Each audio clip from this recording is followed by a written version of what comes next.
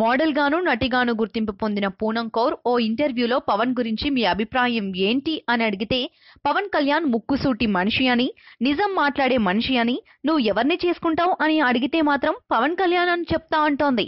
దీనికి షాక్ తిన్న యాంకర్, అంటే మీరు పవన్ కళ్యాణ్ లాంటి వారిని చేసుకుంటారా అని అడగగా, పవన్ కళ్యాణ్ లాంటి వారిని కాదండి, మార్కెట్లో అలాంటి పీస్ ఇంకోటి ఉండదు, చాలా రేర్ గా దొరుకుతోంది అంటూ నేను పవన్ కళ్యాణ్నే చేసుకుంటా అంటూ క్లారిటీ ఇచ్చింది పూనం కౌర్.